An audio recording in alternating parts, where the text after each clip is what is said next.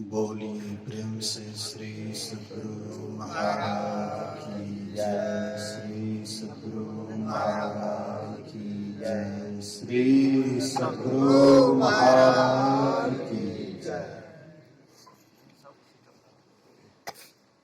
अखंड मंडलाकारं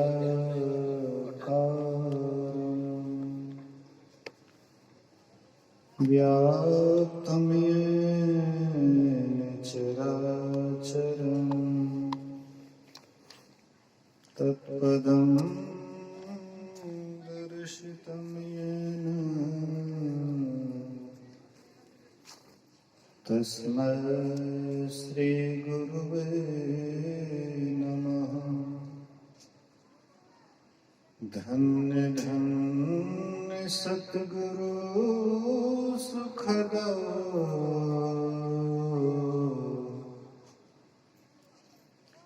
महिमा कहे ना जाए।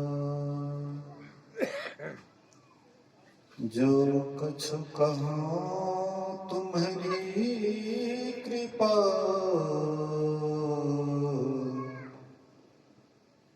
मोते कछु न बसाए। सर्वत्र सर्वदा वर्तमान सद्गुरु महाराज जी के पावन चरणों में कोटि कोटि नमन।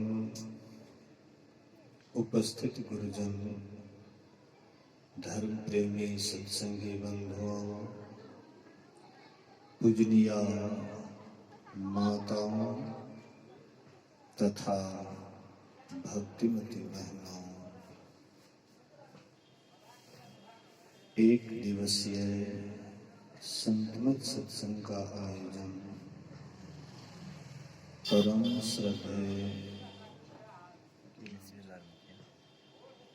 मिश्रीलाल मुखिया जी के निवास स्थान पर ग्राम सदानंदपुर के प्रांगण में यह संतमत सत्संग का आयोजन हो रहा है। अभी हम लोग अपराह्न कालीन सत्संग में उपस्थित हैं। सुन रहे थे रामचरितमानस सप्तम सोपान उत्तर कांड से।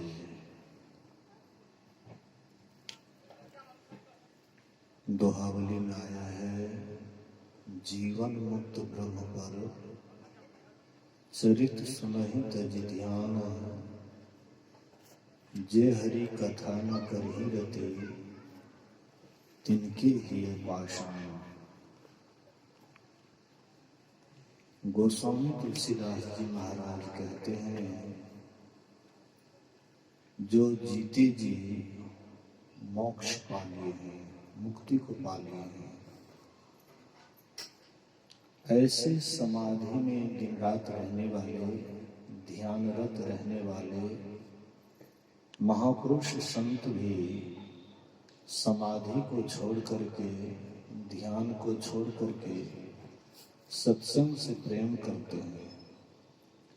और जो सत्संग से प्रेम नहीं करते हैं, उनका हृदय पत्थर है। हम आप जानते हैं, पत्थर कठोर होता है, पत्थर में थोड़ी सी भी कोमलता नहीं होती है। ऐसे ही उनका भी हृदय पत्थर के समान है, कठोर है, जो सत्संग से प्रेम नहीं करते हैं। इसलिए राम भगवान ने कहने की कृपा की, बड़े भाग पाइए सत्संगा। बड़े भाग्य से सत्संग मिलता है, बिना ही प्रयास हो ही भवभंगा। बिना प्रयास के ही भवभंग हो जाता है, अर्थात जन्म मरण के चक्र से हम छूट जाते हैं। तो हम आप अभी सुन रहे थे, बड़े भाग मानुष तम पावा, सुर दुर्लभ सदग्रंथ ही गावा। बड़े भाग्य से मनुष्य का शरीर मिला है। ऐसा गोस्वामी जी ने नहीं कहा कि बड़े भाग हाथी तन पावा, बड़े भाग ऊंट तन पावा, या दिन रात हम लोग जिनको पूजते हैं देवता को, ये भी नहीं कहा कि बड़े भाग देवता तन पावा। ऐसा नहीं कहा, सिर्फ इतना ही कहा बड़े भाग मानुष तन पावा। इससे यही स्पष्ट होता है कि देव शरीर से भी उत्तम शरीर, देव शरीर से भी विशेष शरीर अगर कोई है तो वह मनुष्य का शरीर है। लेकिन जो मनुष्य शरीर पा करके देवी देवता के तरफ जाते हैं तो वे घाटा में जाते हैं कि नफा में जाते हैं, आप हम खुद विचार करें। अगर देवतन इससे विशेष होता तो देवतन की बड़ाई होती। बड़े भाग मानुष तन पावा, बड़े भाग्य से मनुष्य का शरीर मिला है। आखिर ये शरीर में कौन ऐसी विशेषता है कि इस शरीर की भूरी भूरी प्रशंसा किए हैं? तो कहते हैं बड़े भाग मानुष तन पावा, सुर दुर्लभ। सुर अर्थात देवता को भी दुर्लभ है कौन शरीर? मनुष्य का शरीर। मनुष्य शरीर के लिए देवी देवता तरसते हैं, लेकिन ईश्वर उसके ऊपर कभी बरसते नहीं हैं, अर्थात मनुष्य का शरीर नहीं देते हैं। लेकिन हम आपके ऊपर में ईश्वर बरस गए, अर्थात कबहू करी करुणा नर देही, देत ईश बिनु हेतु स्नेह। अकारण बिना कारण के स्नेह करने वाले ईश्वर क्या किए? तो मनुष्य का शरीर दिए। क्यों दिए मनुष्य का शरीर? कि भवसागर पार हो जाएगा। इस बार मैं इनको मनुष्य का शरीर देता हूं, ये भवसागर पार करेंगे, 84 को पार करेंगे, इसी के लिए मनुष्य का शरीर दिया। जिस शरीर की हम आप इतनी प्रशंसा सुन रहे हैं, बड़ाई सुन रहे हैं, ये शरीर कैसा है? अगर यह शरीर के अंदर झांकते हैं तो ये शरीर के अंदर में गंदगी ही गंदगी मौजूद है। जितनी गंदगी और शरीर में नहीं है, उतनी उससे भी ज्यादा गंदगी यह शरीर में है। इसलिए सुंदरदास जी महाराज ने कहने की कृपा की, जा शरीर माही तो अनेक सुख मानी रहियो, ताही तू विचारिया में कौन बात भली है। मेद मज्जा मांस रग रग में रक्त भरियो, पेट हो पिटारी सी में ठोर ठोर मलो है। मुख हाड़न की नैन नाक, हाथ पांव सौ सब हाड़न की नली है। सुंदर याही देखी जनी भूले कोई, भीतर भगार भरी ऊपर से कली है। कहते हैं जिस शरीर को भगवान राम कहते हैं कि बड़े भाग्य मानुष तन पावा, लेकिन सुंदरदास जी महाराज कहते हैं कि ये शरीर तुम्हारा कैसा है, थोड़ा विचार करो। जा शरीर माही तो अनेक सुख मानी रहियो। जिस शरीर में तुम अनेक सुख मानते हो, कभी इंद्रियों में सुख मिलता है, इंद्रियों का सुख मिलता है तो उससे हम फूले नहीं समाते हैं। कभी मन को सुख लगता है, उससे भी हम फूले नहीं समाते हैं। तन सुख, मन सुख, इंद्रिय सुख, गुरु महाराज कहते हैं अंत में दुखे देने वाला है। इसीलिए जा शरीर माही तो अनेक सुख मानी रहियो, ताही तू विचारिया में कौन बात भली है। मेद मज्जा मांस रग रग में रक्त भरियो।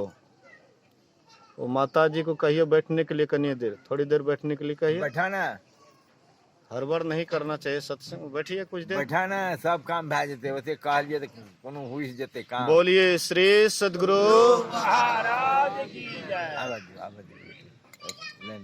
तो संत सुंदरदास जी महाराज कहते हैं, जा शरीर माही तो अनेक सुख मानी रहियो, ताहे तू विचार या में कौन बात भली है, मेद मज्जा मांस रग रग में रक्त भरियो। कहते ये जो तुम्हारा शरीर है इसमें मेद है, मज्जा है, रग रग में रक्त भरा हुआ है, खून भरा हुआ है। पेट हो पिटारी सी में ठौर ठौर मलो है। तुम्हारा जो ये पेट दिखाई पड़ता है, ये पेट में क्या है? मल मूत्र का भंडार है। अभी तक हम आप नहीं सुने होंगे कि भारत सरकार या बिहार सरकार कोई इस तरह का फैक्ट्री निर्माण किए हैं जिस फैक्ट्री से लैट्रिन और पेशाब बनता हो। लेकिन परमात्मा रूपी सरकार ये ऐसी फैक्ट्री बनाए हैं कि क्विंटल का क्विंटल अन्न खाते हैं, पानी पीते हैं, और सब जब निकलता है तो ऐसी चीज होकर के निकलता है जिनके ऊपर हम झांकते तक नहीं है। एक गुरुजी अपने शिष्य से कहते हैं, बेटा जाओ बाजार और बाजार से खराब वस्तु खरीद करके लाओ। तो शिष्य गए बाजार और बाजार में जाकर के दुकानदार भाई को 100 रुपया देते हुए कहते हैं कि भाई मुझे खराब वस्तु दो। वे दुकानदार झुझला करके कहते हैं, अरे मूर्ख, मेरे पास जो भी सामान है सब बढ़िया सामान है, मेरे पास कोई खराब वस्तु नहीं है, जा यहां से भाग। मेरे पास जो भी सामान है अच्छा सामान है, जब निकलो। दूसरे दुकानदार के पास गए, उनको भी रुपया देते हुए कहते मुझे खराब वस्तु दो। वे भी फटकारते हैं कि जो भी मेरे पास है सब बढ़िया सामान है, मेरे पास खराब सामान नहीं, खराब वस्तु नहीं, जाओ यहां से। बेचारे 2 4 5 दुकानदार के पास गए, फटकार खा करके अंत में निराश होकर के लौट रहे थे। संजोग से कोई व्यक्ति, कोई सज्जन उधर से आ रहे थे, ये इधर से जा रहे थे, उधर से एक सज्जन आ रहे थे। तो कुछ देखते हुए नाक बंद करते हुए, नाक सिकुड़ते हुए कहते, छी छी छी छी, बड़ा खराब वस्तु है। तो चेलाराम सोचा कि हमको तो गुरुदेव बोले हैं खराब वस्तु लाने के लिए, तो शायद यही खराब वस्तु है जिसको ये नाक देख करके नाक बंद करते हैं, शायद वही खराब वस्तु है। उनके पास में गमछी था, गमछी बिछाए और वह खराब वस्तु को दोनों हाथ से उठाना चाहते हैं। वह खराब वस्तु से आवाज होती है, रे मूर्ख, तुम मुझे खराब वस्तु समझ रहे हो? मैं एक दिन अन्न के रूप में था, तुम मुझे ड्राम कोठी में बंद करके रखता था। एक दिन में मैं फल फूल के रूप में था, तुम मुझे पेटारी में बंद करके रखता था। एक दिन मैं मिष्टान के रूप में था, तुम मुझे शीशा में बंद करके रखता था। लेकिन अफसोस, मैं तुम्हारा साथ किया और तुम्हारे ही साथ के कारण आज मैं यहाँ पर खराब वस्तु बनाकर बन करके बैठा हूं। इसलिए खराब मैं नहीं, खराब तुम हो तुम। मतलब ये शरीर कैसा है? जहां पर लैट्रिन पेशाब बनता हो तो वह जगह कैसा है? मतलब नरक से भी गया गुजरा। अब ऐसे निकृष्ट शरीर में, ऐसे गंदा वाला शरीर में रह करके भी हम लोग खूब आनंदित हैं। इसका क्या कारण है? कारण यही है कि जो जहां रहता है, रहते रहते जब आदत पड़ जाता है तो गंदा वाला जगह भी उसको बढ़िया भी आता है। बोलिए श्री सद्गुरु महाराज। एक छोटा सा उदाहरण से यह बात और स्पष्ट हो जाएगा।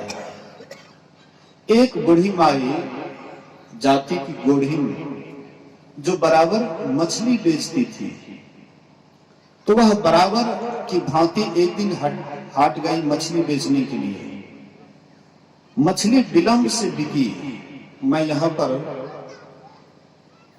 अपने कमरा में विश्राम कर रहा था तो उधर से आवाज हो रहा था, ये मछली वो मछली, इतना सा किलो, रुपया इतना सा किलो। मतलब माइक लगा करके प्रचार करते हैं। अब तो लगता है सिस्टम धीरे धीरे और अलग हो गया है। गांव में मछली बिकने के लिए आता है। इतना दिन तो देखते थे सब्जी बिकने के लिए आता है, अब लेकिन मछलियों बिकने के लिए आता है। यहीं पर हम शुरुआती तौर में यही सुने हैं, इससे पहले हमने नहीं सुना है कहीं।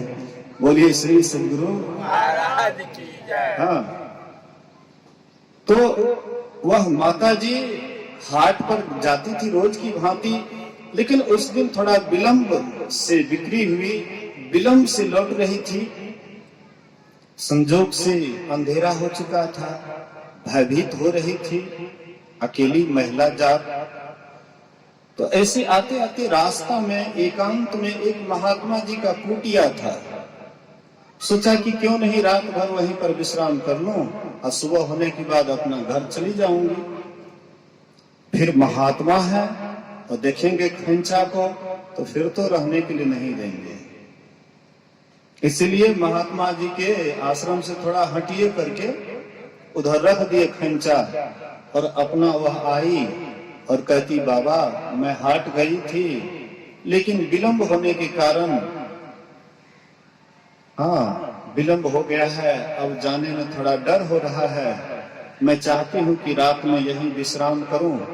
महात्मा जी कहते कोई बात नहीं, भंडारा बना हुआ था इसलिए अपना भी भंडारा पाए, वह माता जी को भी करा करके, और एक चबूतरा दिखा दिए जहां पर चंपा, चमेली, गुलाब, हाँ बहुत बहुत रंग बिरंग के फूल खिले हुए थे, सुगंध आ रहा था। तो वही चबूतरा दिखा दिए कि माई गर्मी का मौसम है, यहीं पर तुम सो जाओ। तो वह माई वहां पर सो जाती थी। अब बाबा जब 3 बजे रात को जब नींद टूटती है तो बाबा देखते हैं कि वह माही छटपटा रही है, करवट बदल रही है, हाँ करवट पर करवट ले रही है, छटपटा रही है। तो बाबा आए, बोले कि माई रात भर तुम यहाँ पर सोई नहीं, नींद नहीं आई? कहते बाबा क्या कहें, अगल बगल से इतना दुर्गंध आता है ना कि बस नाक नहीं दिया जाता है, इसलिए बाबा नींद नहीं आई है। बोले कि माई, बाबा आंख लिए, बोले कि माई तो गोढ़ी तो नहीं है, गोढ़ीन तो नहीं है? कहते हाँ बाबा। तो तुम्हारे पास खंचा है ना? हाँ बाबा है। तो कहाँ रखी? बोले कि बाड़ी में। ले लेते हो? गई, हाँ वहां पर। बोले कि यहाँ पर रख दो, बगल में तुम रख दो खंचा, आराम से सो जाओ। तो वह बगल में खंचा रखी, हाँ खंचा का सुगंध आने लगा, वह माई तुरंत एकदम प्रगाढ़ निद्रा में चली जाता है, खूब बढ़िया से सोई। मतलब कहने का, दुर्गंध लेते लेते हम आपका भी आदत पड़ गया है। ये नहीं सोचिएगा कि वह बूढ़ी माई, वह बूढ़ी माई के लिए ही मैं कह रहा हूँ, हम आप भी वैसे ही हैं। ये गंदा वाला शरीर में, लेट्रिन पेशाब वाला शरीर में रहते रहते इतना अभ्यस्त हो गए, इतना आदत पड़ गया है कि अब ये शरीर गंदा नहीं बुझाता है, लगता है कि खूब सुंदर शरीर है, खूब बढ़िया शरीर है, इसलिए यहाँ पर ऐश करो, मौज करो, आनंद मनाओ। इस शरीर के बाद और क्या बचता है? लेकिन ये शरीर कैसा है? नरक से भी गया गुजरा। इंद्र को किसी कारण से साप मिल गया तो सुअर के शरीर में चले गए। और सुअर के शरीर में आप लोग जानबे करते हैं कितना बढ़िया बढ़िया भोजन मिलता है, ताजा ताजा रोड के अगल बगल में। हाँ सुअर जब चलता है तो सबको साफ करते हुए जाता है, लेकिन उसको वहां पर बड़ा अच्छा लगता है, सुअर को बहुत अच्छा लगता है, और उस शरीर में रह करके उनको बढ़िया लगता है। ऐसे ही इंद्र को भी बड़ा बढ़िया लग रहा था। हम आप अभी मानव शरीर में हैं, बाल बच्चा नहीं होता है, कहते हैं भगवान एक दो बाल बच्चा, और कहीं शरीर छोड़ते समय में अगर आपको बाल बच्चा का ख्याल रह गया तो आप फिर सुअर के शरीर में चले जाइए। पुरुष है तो सुअर, और माँ बहने हैं तो सुग्री। अब एक बार में कितना बच्चा ले जाएगा? कम से कम सुनते हैं 16 से 20 बच्चा हाँ तक एक बार में होता है, और कहीं 4 बार हुआ तो 16 चौका 64, 20 चौका 80, कितना लीजिएगा? इसलिए महापुरुष कहते हैं, तो वहां पर इंद्र भी उसी शरीर में था। बाल बच्चे के साथ बड़ा आनंद मना रहे थे। देवताओं ने सोचा कि इसका निवास कहाँ, स्वर्ग, और ये यहाँ आकर के बड़ा मस्ती लूट रहा है, तो क्यों नहीं इसके बच्चे को साफ किया जाए। एक एक बच्चा को मारने लगे तो ये हाय हाय छाती पीटने लगे। सूर्य वाला शरीर में इंद्र, उसके बाद सुग्री को भी मार देते हैं, एकदम छाती पीट रहे हैं। अंत में उनको भी मार दिए। और जब वह शरीर छोड़ करके अपने स्वरूप में आए इंद्र, तब इंद्र कहता, हाय देखो कितना निकृष्ट शरीर, और मैं कितना साफ सुथरा सुंदर रहने वाला, ऊंचे लोक में रहने वाला, देवताओं का मालिक होने वाला, देखो कितना निकृष्ट शरीर में रह करके। लेकिन वहां पर रहने के कारण उनको वहीं पर अच्छा लग रहा था। वैसे ही हम आप भी जहां रहते हैं, वहां रहते रहते आदत पड़ गया है, इसलिए यहीं पर हम आपको आनंद आता है। संत महात्मा कहते हैं ये शरीर बिल्कुल गया गुजरा है, बिल्कुल गंदा से गंदा शरीर है। तो ये शरीर गया गुजरा है, ये शरीर गंदा है, फिर इस शरीर की बड़ाई क्यों, इस शरीर की विशेषता क्यों। अब कबीर साहब भी इसका सपोर्ट करते हैं। राम भगवान जो बोले त्रेता युग में, वही बात कबीर साहब कहते हैं, यह मानव तन अनमोल, देखो अंतर का पट खोल। यह मानव तन अनमोल, देखो अंतर का पट खोल। लेकर ज्ञान तराजू तौल रे, अभागा मन मारे, अभागा मन मान। कहती ये मानव तन क्या है, अनमोल, इसका आज तक कोई मोल नहीं दे सका है। यह मानव तन है हीरा, मूर्ख समझे इसको खीरा। यह मानव तन है हीरा, मूर्ख समझे इसको खीरा। हमरा देखी देखी आवे पीरा रे, अभागा मन मारे, अभागा मन मान। ये मानव शरीर क्या है, कहते हीरा है, हीरा, लेकिन मूर्ख समझे इसको खीरा। खीरा का कोई खास कीमत नहीं। आजकल भी गरीब आदमी भी शरीर छोड़ देते हैं, उसके यहाँ भी सलाद के रूप में खीरा, मूली आदि आदि सलाद के रूप में दिया जाता है। कोई खास कीमत नहीं। तो कहते हैं ये मानव शरीर को हम आप भी खीरा के जैसे अनमोल शरीर को बेकार, कम कीमती समझ करके विषय में इसको ऐसे खपा रहे हैं मानो इसका कोई कीमत ही नहीं है। लेकिन ये शरीर कैसा है, कहते हीरा से भी अधिक। महर्षि शाही स्वामी जी महाराज कभी कभी एक कहानी कहते थे इसी पर। कहते थे एक गडेरी बराबर जंगल जाते थे भेड़ बकरी चराने के लिए। एक दिन अन्य दिनों की भांति एक दिन जब ये भेड़ बकरी चराने के लिए गए तो उनको एक पत्थर दिखाई पड़ा जो जमीन से गड़ा हुआ था। तो उसको उन्होंने पहले पैर के अंगुली से निकालना चाहा, नहीं निकला। फिर हाथ के अंगुली से निकालना चाहा, फिर भी नहीं निकला। उनके पास में लाठी था, लाठी का गोबा मार मार करके उसको निकाले, पानी में धोते हैं तो वह जो पत्थर था और चमकीला लगने लगा। तो सोचा कि ये पत्थर को क्या करें। उनके दृष्टि में जो सुंदर भेड़ दिखाई पड़ा तो वह भेड़ के गले में बढ़िया से रस्सी में लिपट करके उनके गले में बांध दिया। बगल से एक जौहरी गुजर रहा था जो पत्थर को पहचानता था। तो वह जौहरी कहता है, गडेरी भाई ये पत्थर मुझे 500 रुपया में दे दो। गडेरी सोचा कि एक साधारण पत्थर और उसका कीमत 500 रुपया, कोई बात नहीं, रुपया दे दो, पत्थर खोल लो।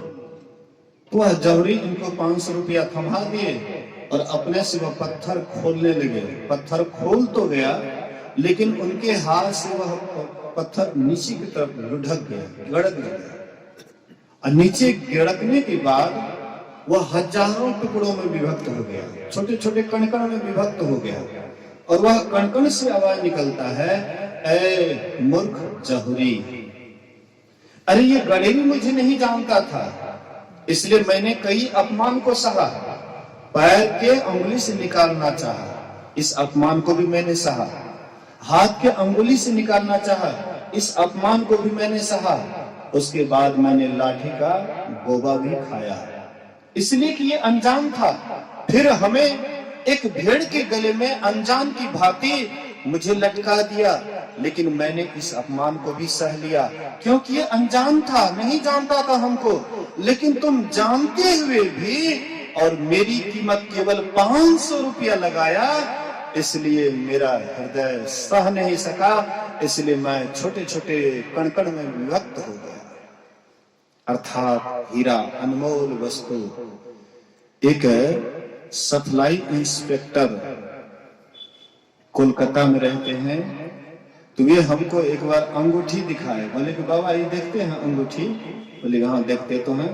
तो इसमें पत्थर कौन सा है पहचानते हैं? बोले कि नहीं पहचानते हैं। बोले कि बाबा ये पत्थर हीरा का है, हीरा का।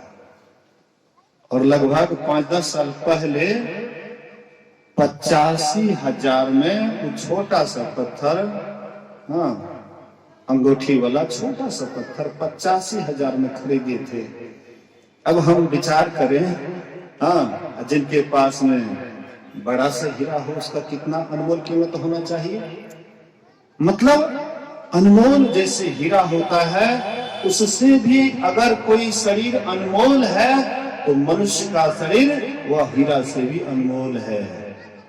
लेकिन हम आप क्या करते हैं, ये पत्थर को ऐसे ही बेकार गमा देते हैं। प्रभु ने मानुष जन्म तुमको कैसा दिया, सोच रे मन से पा भला क्या किया। प्रभु ने मानुष जन्म तुमको कैसा दिया, सोच रे मन से पा भला क्या किया। तरसते हैं जिसके लिए देवता, इसकी महिमा है कैसी तू ही अब बता। हाय ऐसा अमोलक रतन खो दिया, सोच रे मन से पा भला क्या किया। प्रभु ने मानुष जन्म तुमको कैसा दिया, कितना अनमोल शरीर तुमको दिया परमात्मा ने। लेकिन हम उस शरीर को क्या किए, कुछ नींद में, कुछ भोग में, कुछ आलस में खोया। जब आया समय मौत का तो सिर धुन धुन करके रोया।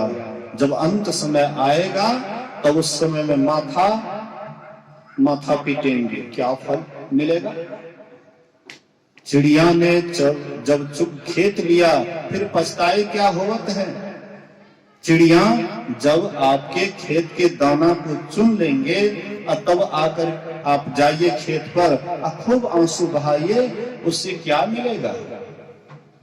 सोच लो समय के रहते बना लो शाही जीवन को, समय जब बीत जाएगा वहां आंसू से क्या होगा।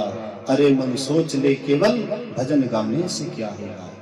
समय के रहते हुए अगर आप अपने आप को नहीं सुधारा, अपने आप को नहीं बना लिया, अपने आप के परमात्मा के चरणों में नहीं डाल दिया, तो फिर पछताने से कोई लाभ मिलने वाला नहीं है। इसलिए महापुरुष कहते हैं ये अनमोल शरीर मिला है और यही शरीर में साधनों का घर है और मोक्ष का भी रास्ता है।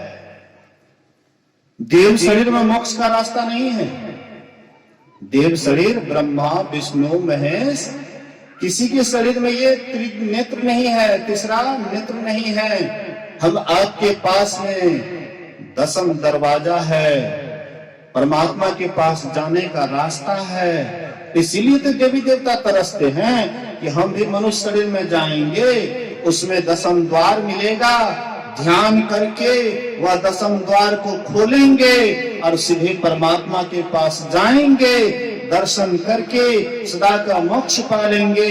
लेकिन बेचारे गरीब हैं, बेचारे दरिद्र हैं, बेचारे को भिखमंगा को भीख नहीं मिलता है। भिखमंगा आपके यहाँ जाता है, उसको भीख नहीं मिलता है, मिलता भी है तो थोड़ा सा।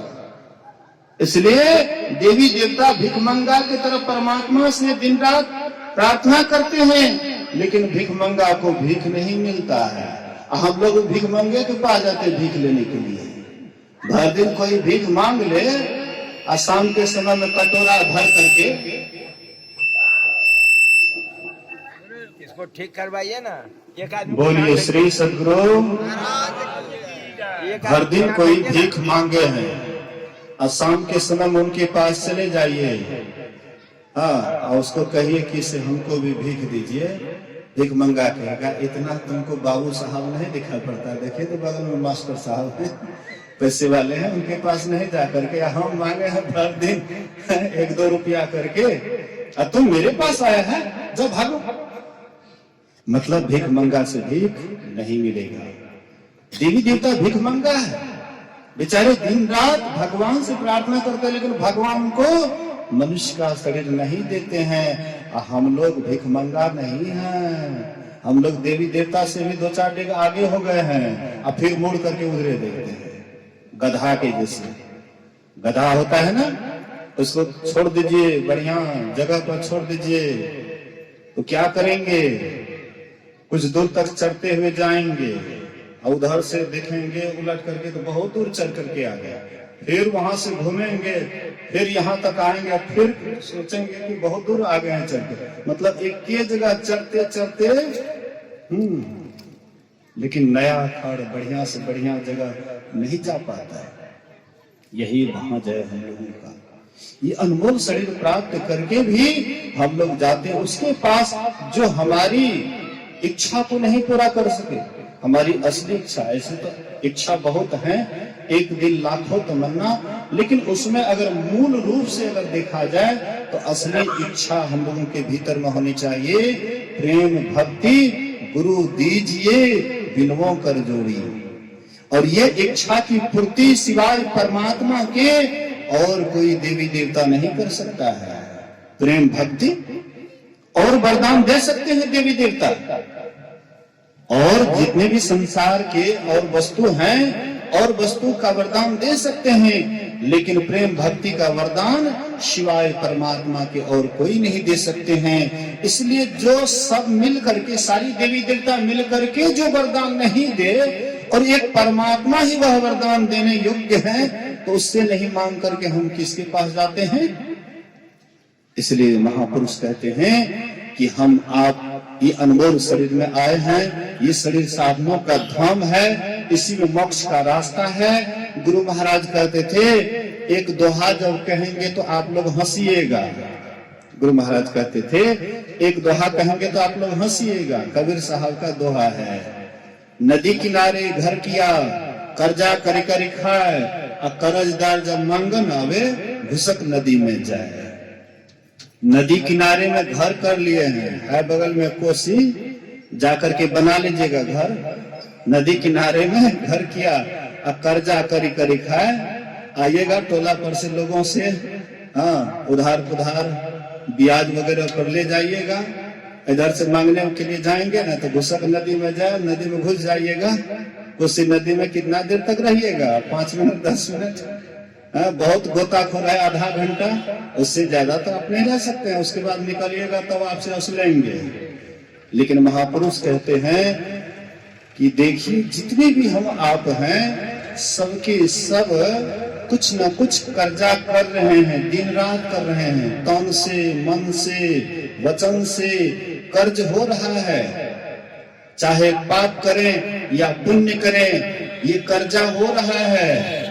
कर्जा मांगने वाले चित्रगुप्त दिन रात उसका लिखा पढ़ी कर रहे हैं, लेखा जोखा कर रहे हैं। और जब कर्जा मांगने के लिए आपके पास आएंगे चित्रगुप्त, तो घुसक नदी में जाए। कौन नदी में घुसिएगा? वो मैं, वहां पर चित्रगुप्त घुस करके आपको निकाल लेंगे। लेकिन कौन ऐसी नदी है जहां पर चित्रगुप्त भी आपको नहीं निकाल पाएंगे? महापुरुष कहते हैं गंगा, जमुना, और एक है बीच में सरस्वती। एक है इंगला, एक है पिंगला, और बीच में है सुषुम्ना। यही है सरस्वती नदी। एक बार अगर तू वहां पर बैठक बना लिया, घर बना लिया, सुषुम्ना में अपने आप का निवास बना लिया, जब मर्जी ध्यान के क्रम में एकदम सुषुम्ना में चले जाते हैं, और सुषुम्ना में जब चले जाते हैं शरीर की शुद्धि नहीं रहती है, और वहीं पर आपके भीतर में अंधकार से प्रकाश हो जाता है, और प्रकाश से परमात्मा का आवाज सुनने के लिए मिलता है। और वहां पर एक बार अगर सुन लीजिए, बराबर सुनने की इच्छा लगी रहती है। जैसे पुराने जमाने में कहीं पर मिष्ठान का भोज होता था, कच्चा पक्का का भोज होता था, 2-3 रोज पहले से लोग कहते थे फलाने बाबू के यहाँ भोज होने वाला है कच्चा पक्का। 2-3 रोज पहले से भोजन छोड़ देते थे। ये पहले जमाने की बात है, आजकल की बात नहीं कह रहा हूं। और उसका नाम लेते थे, अरे फलाने बाबू के यहाँ कच्चा पक्का का एकदम भोज हुआ। आजकल तो बराबर चलवे करता, गरीबों आदमी के यहाँ श्राद्ध क्रिया होता है तो अक्सर कच्चा पक्का तो निश्चित होगा। आजकल की बात ना, तो उस समय में लोग खूब बड़ाई करते थे, फलाने बाबू के यहाँ बहुत बढ़िया भोज बना। इसी तरह से एक बार आपके भीतर में वह परमात्मा की ज्योति दिखाई पड़ जाए, परमात्मा के आवाज को सुनने के लिए एक बार मिल जाए, बराबर आपका चित्त लगा हुआ रहेगा। मरणासन अवस्था तक आपको आपके ख्याल में, दिमाग में रहेगा कि अरे बहुत सुख लगता था, उसमें बहुत शांति मिलती थी, लेकिन उधर के स्वाद को हम आप नहीं चखे हैं, इसलिए विषय की तरफ दौड़ रहे हैं। जिसको नमरी नहीं मिला है वही 10 टकिया के पीछे नाक माथापच्ची कर रहे हैं, और जिसको एक बार नमरी मिल जाएगा तो 10 टकिया का ख्याल तो अपने आप हट जाएगा। विषय सुख है 10 टकिया के बराबर, और भीतर वाला सुख, आंतरिक सुख, ध्यान का सुख है नमरी। नमरी नहीं हजार, हजार नहीं लाख, करोड़, अरब, खरब, संख, महासंख, मतलब कहीं अंते नहीं है, अनंत है। परमात्मा अनंत है और उनसे मिलने वाली सुख भी अनंत है, और वह इधर नहीं, संसार में नहीं, आपके भीतर, आपके अंदर, और वह ध्यान साधना के द्वारा मिलता है। जो भी करेंगे ध्यान वही 84 को तरेंगे, अब बाद बाकी इसी 84 में डूबेंगे। कभी सांप, कभी छुछुंदर, कभी और शरीर में जाते रहेंगे, नाना प्रकार के दुखों को झेलते रहेंगे। इसलिए करो तुम साधना मन से, सफलता हाथ है तेरे।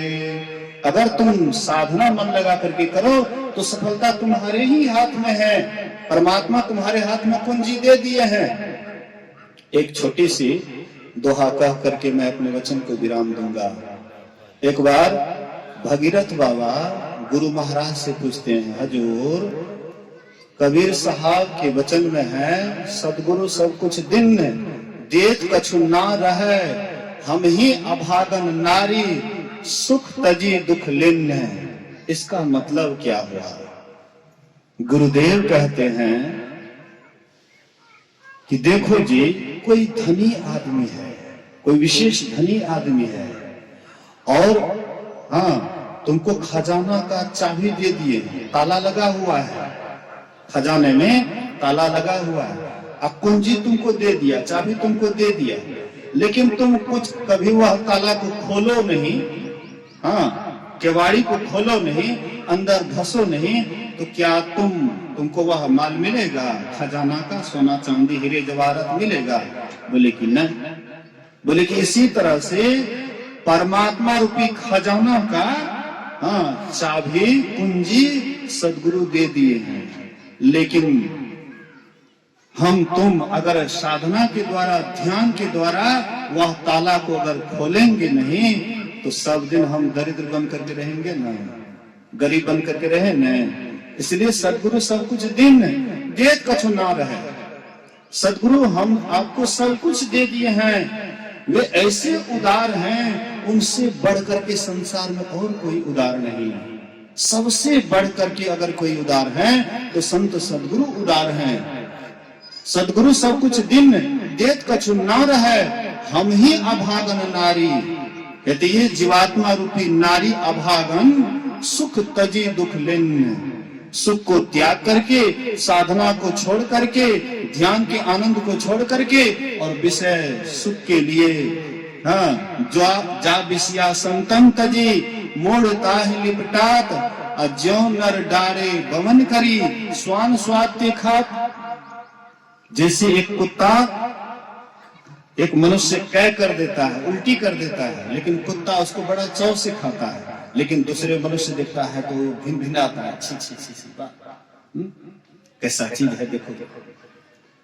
तो वैसे ही जितने भी ये 5 विषय जो हैं संत महात्मा कह कर दिए, इनको पांचों को कह कर दिए, उल्टी कर दिए हैं। हम मूर्ख मनुष्य उसी 5 को बड़ा चाव से, जैसे कुत्ता बड़ा चाव से उल्टी को खाता है, वैसे हम आप भी यही 5 विषय की तरफ दौड़ रहे हैं, उसमें डुबकी लगा रहे हैं। महापुरुष कहते हैं कि थोड़ा चेतो, सावधान हो जाओ, तुम्हारे भीतर में परमात्मा रूपी खजाना है और उसको पाने के लिए ध्यान करो, साधना करो। ध्यान करोगे, साधना करोगे, इसी से तुम्हारा इहलोक और परलोक दोनों जीवन संवरेगा। ये जो सत्संग करवाए हमारे सज्जन महोदय जी, बोलिए श्री सदगुरु। हमारे मास्टर साहब बड़े उदार हैं। यह तो हमें 3:30 बजे तक मतलब मालूम था, लेकिन मास्टर साहब बड़े उदार हैं, कहते 10 मिनट और कहिए। अच्छा एक बार सब आदमी जयकार करिए तो गुरु महाराज जी का श्री सदगुरु महाराज की जय। गोस्वामी तुलसीदास जी महाराज कहते हैं एकादशी एक व्रत कैसे हो मन हाँ बस करी जाए, सो व्रत कर फल पावई आवागमन नसाय। कहते हैं एकादशी एक व्रत कैसे हो मन बस करी जाए। वह एकादशी क्या है? अपने मन को बस में करना। और अपने मन को बस में कैसे करिएगा? हम आप इस आंख से अभी देख रहे हैं, इस आंख से देख रहे हैं, इस आंख से रूप दिखाई पड़ता है। अभी संसार को देखने के लिए इस आंख से देख रहे हैं, और अपने आप को देखेंगे तब क्या करना पड़ेगा? आंख खोल करके देखिएगा तो कोई न कोई रूप को देखिएगा, कोई न कोई दिशा को देखिएगा। और भगवान कृष्ण कहते सभी दिशाओं को छोड़ करके देखो, सभी कोई भी दिशा को मत देखो। तो कोई भी दिशा को नहीं देखेंगे, इसके लिए आंख बंद करना पड़ेगा। और जब आंख बंद करते हैं और तब वहां पर अपने आप से पूछिए कि हम कहाँ हैं, तो आंख बंद करने के बाद हर एक अपने अंदर में अंधकार को देखते हैं। अभी कुछ देर पहले एक माता जी मेरे पास गई, प्रणाम की और कहते बाबा तोरे से दीक्षा लेंगे। तो मैंने कहा हमसे आप दीक्षा ली हैं, अच्छा कहिए तो क्या मंत्र दिए हैं, कौन सा मंत्र दिए हैं, थोड़ा सा मंत्र के संबंध में कहिए, क्या बतलाए। तो वह कहती है बाबा दिशा और क्या न कुछ दीक्षा की ऐसे कुछ बोली। हम बोले कि मंत्र क्या बोले हैं? तो नहीं बाबा वह दिशा दीक्षा। हम बोले कि ये मंत्र थोड़े हैं, ये मंत्र नहीं है, मंत्र भूल गई। एक आई, दूसरी आई, दूसरे से भी पूछे, वो भी लगा कि हमको वैसे ही चौपट है। तब तक भोजन आ गया मेरे सामने। बोले कि आप बाबा भोजन करेंगे, अभी जाइए। बोलिए श्री सदगुरु। हमको लगता है कि सत्संग तो होता है, हाँ जगह जगह पर सत्संग होता है, यहाँ पर तो सत्संग होते रहता है, लेकिन फिर भी सही खुराक नहीं मिलता है। फिर भी कौन क्या करते हैं इसका कोई ठिकाना नहीं। खाली सत्संग में आते हैं, सुन लेते हैं, लेकिन जो मिला है मंत्र, अब जिसको मंत्र ही जो भूल गए हैं, जो किसका ध्यान करेंगे वही चीज भूल गए हैं। अब कहाँ देखेंगे? आंख बंद करने के बाद अंधकार दिखाई पड़ता है। अब अंधकार में कैसे देखेंगे हैं? ये तो बतलेवे करते हैं, 3 क्रिया अक्सर संत मत में बतलाया जाता है। आज जो इसी में यही भूल गए हैं तो क्या करेंगे? इसीलिए थोड़ा सावधान रहिए। मैंने कहा कि कै साल हुआ दीक्षा लिए हुए? कहते बाबा 3-4 साल। हम बोले 3-4 साल में कहियो बोलली हमरा, कम से कम हम पूछतियो तोरा की करे छे नहीं करे छे। तो मतलब कोई है? अब पतियो ठेकेदार, बेटो ठेकेदार, आमदनी के कमी छो तो हम अपन पेट्रोले दे के चली थी तोरा यहाँ टेंशन कथी ले छी? कम से कम याद तो करही। गुरु महाराज के पास कोई गए, भक्त कहते हजूर कंटा दया कर दे। गुरु महाराज बोले कि उल्टा दीजिएगा शब्द को, दया करवे उल्टा दियो, याद करवे तब में दया है। हाँ याद करवे कि हाँ दीक्षा ले लिए कम से कम, हाँ बीच बीच में बोला के बाबा छे चाहे और बाबा छे, हाँ जकरा दीक्षा दे के आदेश है ओकरा से कम समझ लेना चाहिए कि हमें जब जपे छी ते की जपे छी सही या गलती। मतलब जिसका रिवाज होते रहता है, हाँ जो बराबर सत्संग में जाते हैं और बराबर प्रश्न पूछते हैं, प्रश्न पूछना चाहिए। एक एक महात्मा से पूछना चाहिए, बाबा हम जो करते हैं ध्यान करते हैं तो ध्यान में एकाग्रता नहीं होती है, क्या कारण है? कोई प्रश्न पूछिए आपके भीतर में, हाँ प्रश्न पूछिए कि हम ध्यान करते हैं तो ध्यान में क्यों नहीं मन लगता है? साहिब बाबा कहते थे कि लोग मेरे पास आते हैं, हाँ तो लोग मेरे पास आते हैं तो कहते हैं बाबा हमारे बेटी के बियाह नहीं भले, कंटा आशीर्वाद दिया बेटी की बियाह भे जाए। बाबा मुकदमा लड़े छी, कंटा आशीर्वाद दे दिया मुकदमा में जीत भे जाए। मतलब लोग संसार भर की बात को लेकर के आते हैं, लेकिन कभी भी बहुत कम नाम मात्र लोग मेरे पास आते हैं कि कहते हैं बाबा ध्यान में मन नहीं लागे छे, केना के मन लागते ध्यान में? ये प्रश्न लेकर के बहुत कम आदमी आते हैं। ध्यान साधना वाली बात को धीरे धीरे गौन करते लोग जा रहे हैं, भूलते जा रहे हैं। दीक्षा तो ले लिए बेड़ा पार भइए जीते, बड़ा सस्ता है। दीक्षा ले लिए बेड़ा पार भे जेते, केना के बेड़ा पार भे जेते? अखनी तू आंख बंद करे छे त अन्हरिया लखाए छे, अमर भद तू कतय चल जेबो? स्वर्ग लोक तोरा खातिर स्वर्ग लोक के दरवाजा खुला छे। कैसी अंधविश्वास! अब हूँ मिला सो तब हो मिलेगा, और नहीं तो जम कुरबासा। और साधु भाई जीवत ही कुरबासा। जीते जी अगर आपका मन ध्यान में लग रहा है, जीते जी अगर आपके भीतर में मंत्र जप, जब ध्यान पर बैठते हैं तो एकदम मंत्र जप चालू हो जाता है, एकदम लगातार होते रहता है। यही है मंत्र की सिद्धि। अगर आप बैठे हैं, इष्ट रूप अगर अपने आप आ गया, जब करते करते अपने आप इष्ट रूप आ गया, जैसे आप हमको देखते, इससे भी फ्रेश, इससे भी एकदम साफ, एकदम दिव्य रूप लेकर के आए, ज्योति स्वरूप रूप लेकर के आए, उनका दर्शन हो जाए, तब समझिए कि मानस ध्यान आपका सिद्ध हो गया।